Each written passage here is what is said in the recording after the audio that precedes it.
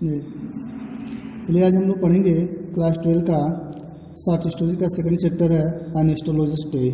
Are के नारायण। चलिए देखते हैं। ये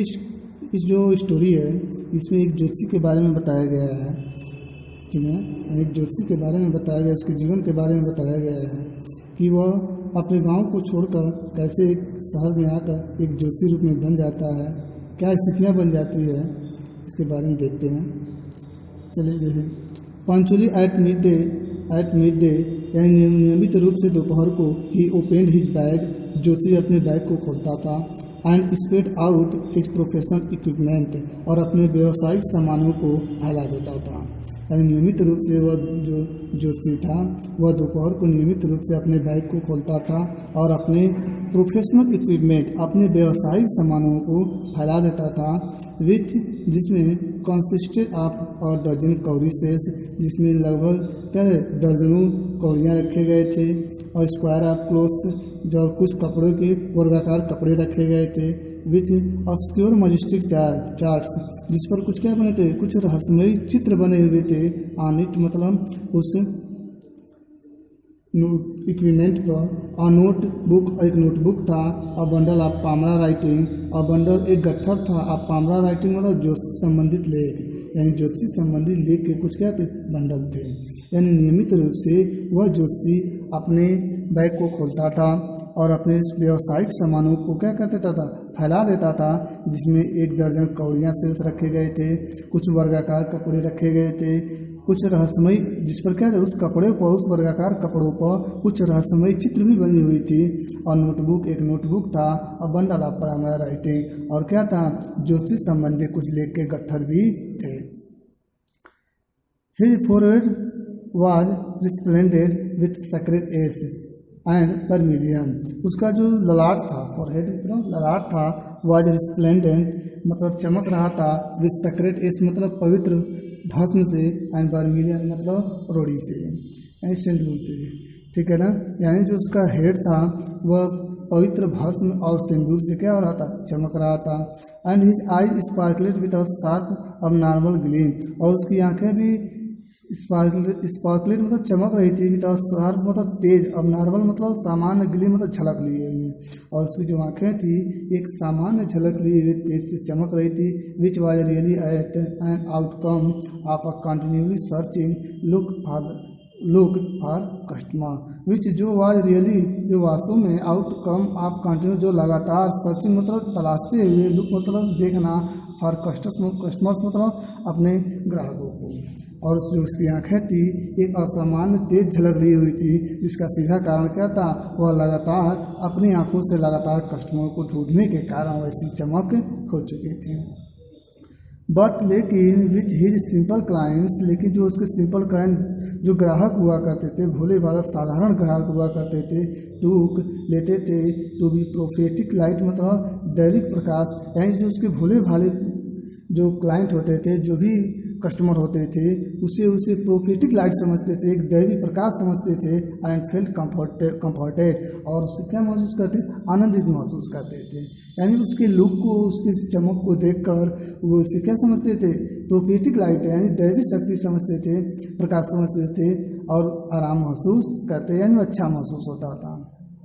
द पावर ऑफ हिज आई, उसकी आंखों की जो ज्योति था, वाज कंसिडरेबली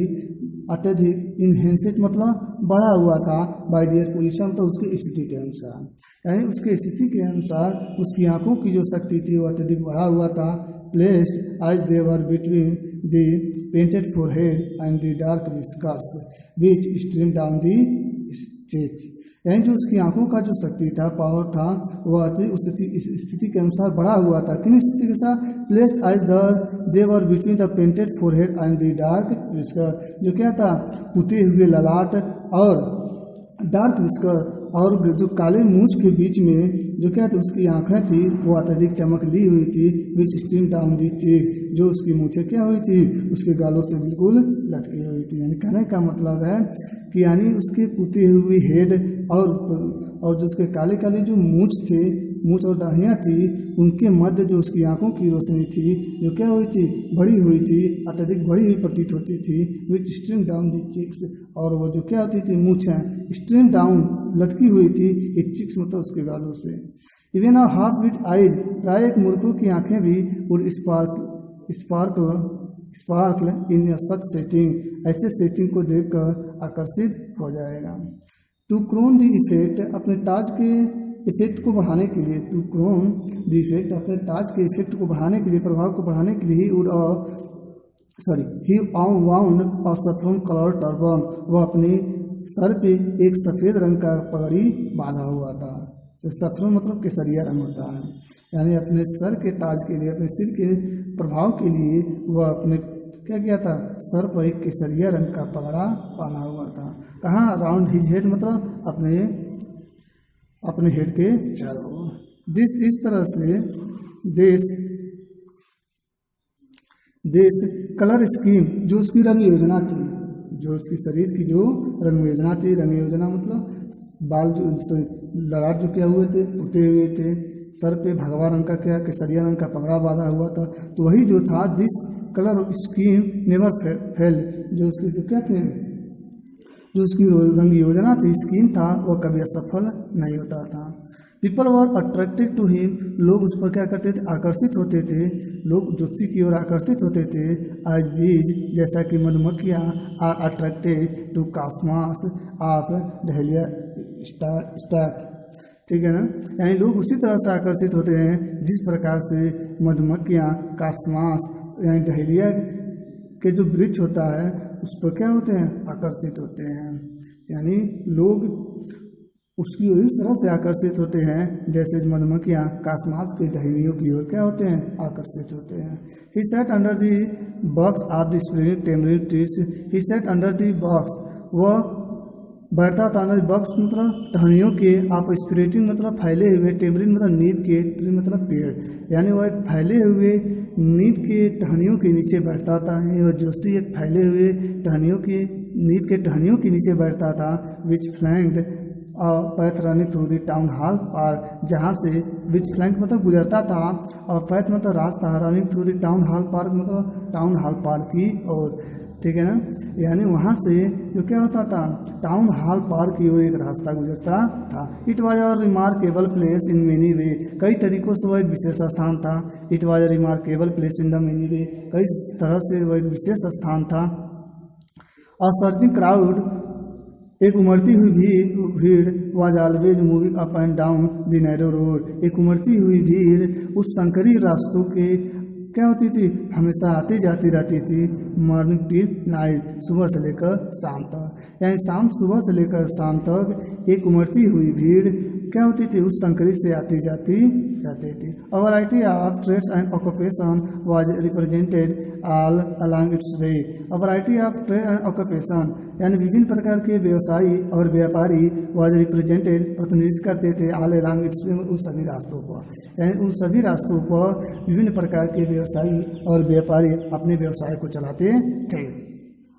जिसमें medicine sellers of stolen hardware and junks, magician and above all auctioneer of cheap clothes. Medicine sellers, उसमें दवाई कहते दवाओं के विक्रेता थे। Seller of stolen hardware and पुराने कबाड़ के, पुराने चीज़ों के, चुराए हुए पुराने चीज़ों को बेचने वाले विक्रेता थे। मैजिशियन, जादूगर थे, अनेबावाल, और इनसे सबसे बढ़ चढ़ के ऑक्सीनियर ऑफ चीप क्लॉथ, एक सस्ते कपड़े का जो नीलामी करने वाला, जो जोर से पुकार कर बेचने वाला था। Who created enough din all day to attract the whole town, who created जो बना देता था, इनफ मतलब पर्याप्त, दिन ऑल डे मतलब पूरा दिन, टू अट्रैक्ट मतलब आकर्षित करने के लिए, दी होल टाउन मतलब पूरे शहर को, जो क्या करता था, जो पूरे शहर को अपनी ओर पूरा दिन आकर्षित कर लेता था। नेक्स्ट टू हिम, उसके बगल में इन Obosifiernes came a bone bender of fried ground nut, उसके बाद से एक और बेंडर का नाम आता था ऑफ फ्राइड ग्राउंड नट, जो भुनी हुई मूंगफलियों को बेचा करता था। यानी उसके बाद से एक और विक्रेता का नाम आता था जो क्या करता था, फ्राइड भुने हुए तले हुए ग्राउंड नट मतलब क्या करता था, ग्राउंड नट मतलब मूंगफलियों को बेचता था। Who gave his ware who gave his ware, वो अपने सौदे को देता था, वेयर मतलब सौदे को, और फैंसी नेम है काल्पनिक नाम, इस डे मतलब प्रत्येक दिन, और वह प्रत्येक दिन अपने सौदे को, अपने सामानों को नया नाम देता था, कॉलिंग इट बॉम्बे आइसक्रीम, कभी उस मूंगफली को बॉम्बे आइसक्रीम के नाम से पुकारता था, वन डे एक दिन, यानी एक दिन उस क्या करता था, उस मूंगफली को बॉम्बे आइसक्रीम के नाम से पुकारता था, ठीक है। एंड ऑन द नेक्स्ट, और अगले दिन दिल्ली आलमंड, और अगले दिन क्या करता था, दिल्ली का बादाम कहकर पुकारता था। एंड ऑन द थर्ड, और तीसरे दिन राजा डेलिकेसी, राजा की मिठाई के नाम से भी क्या करता था, पुकारता था। And so on and so fourth, और रोज रोज क्या करता था, आगे भी नाम नया नया देता जाता था। द पीपल फ्लॉक्ड टू हिम, लोग उस पर उमड़ जाते थे, ऐसे बोलने पर लोग उस पर उमड़ते थे। और considerable portion of this crowd, और उस भीड़ भाड़ का एक अत्यधिक हिस्सा डेलीड बिफोर द एस्ट्रोलॉजर्स, तो ज्योतिषी के पास भी क्या होता था, इकट्ठा होता था, यानी उस भीड़ भाड़ का एक अधिक हिस्सा भी उस ज्योतिषी के पास इकट्ठा होता था। द एस्ट्रोलॉजर ट्रांसैक्टेड हिज बिजनेस, ज्योतिषी जो था ट्रांसैक्टेड क्या करता था, काम चलाता था, हिज बिजनेस मतलब अपने व्यवसाय का, by the light of a flare, एक मसाल के प्रकाश के द्वारा, यानी वह ज्योतिषी जो था वह प्रकाश के, एक मसाल के प्रकाश के द्वारा अपने बिजनेस व्यापार को चलाता था। Which crackled and smoked up above the groundnut heap nearby, which जो क्रैकल चटक चटक के यानी स्मोक में धुआं देते हुए जलती थी, above the groundnut heat मतलब उस मूंगफली के ढेर से नियर नज़दीक, यानी ज्योतिषी जो था वो अपने व्यवसाय को एक मसाल के क्या करता था, प्रकाश से चलाता था, और वह जो मसाल था वह मूंगफली के ढेर के ऊपर जो क्रैकल और स्मोक धुआं देकर और चटक चटक के क्या होती थी, जलती थी, चिंगारी देते हुए जलती थी। Half the enchantment of the place, half the enchantment आधा आकर्षण ऑफ द प्लेस में तो उस स्थान का जो आधा आकर्षण था वह ड्यू टू द फैक्ट, इस तथ्य पर था, that it did not have the benefit of municipal light, यानी उस तथ्य का, यानी उस स्थान का आधा आकर्षण यह था कि